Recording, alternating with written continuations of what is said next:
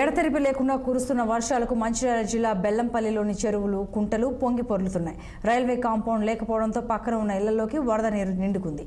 దీంతో ప్రజలు రోడ్డున పడ్డారు. రైల్వే కాంట్రాక్టర్ నిర్లక్ష్యం కారణంగానే ట్రాక్ పక్కన ఉన్న ఇళ్లలోకి వర్షపు నీరు వచ్చాయని బాధిత ప్రజలు ఆరోపిస్తున్నారు. దీనిపై వెంటనే స్పందించిన మున్సిపల్ చైర్మన్ పరిస్థితిపై ఆరా తీశారు. లైన్ ఎత్తారట, మోరి కడతారు. కట్టుకుంటే మరి మేము మొన్ననే కట్టుకున్నాం సార్. కూడా ఈ నీళ్ళకు బాధ.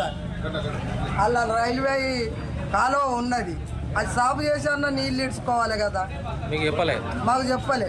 అంటే ఏముండే నీళ్ళు ఏముండే కట్ట ఉండేదా? కట్టగా ఈడ కట్ట కాదు, అక్కడ ఇప్పిండ్రు. ఎక్కడ ఇప్పిండ్రు, ఇక్కడ లేవు. ఇక్కడ నీళ్ళు అయితే ఈడికి ఆన నీళ్ళు వెళ్ళిపోతాయి. ఇప్పుడు ఏమైంది మీకు? మోరి అయింది, మోరి కట్టారు అవతల్లి. ఇప్పుడు మీకు ఏమైంది? ఇది ఏంది నిండి నీళ్ళన్నీ నిండినాయి కదా సారు.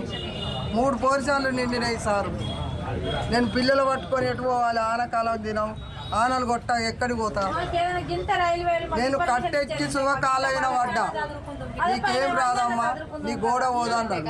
గోడ పోలేదు, ఏం పోలేదు, కానీ మొత్తం నిండారు అయితే నింపారు. రైల్వే కాంట్రాక్టర్ అసమర్థత వలన దాదాపు 10, 11, 12 వార్డులో ఉన్నటువంటి ప్రజలు చాలా నష్టం జరిగింది.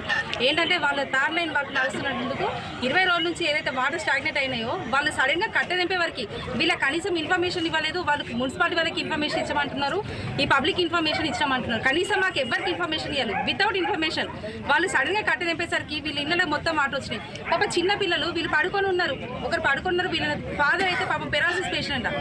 వాళ్ళు పడుకొని ఉన్నప్పుడు సడన్ గా వాటర్ వస్తే వాళ్ళ ప్రాణాలకు ఏమన్నా అయితే ఎవరంటే దీనికి సమానం ఎవరు చెప్తారు? పూర్తి బాధ్యత నేను చెప్తున్నా, ఖచ్చితంగా పూర్తి బాధ్యత రైల్వే కాంట్రాక్టర్ది.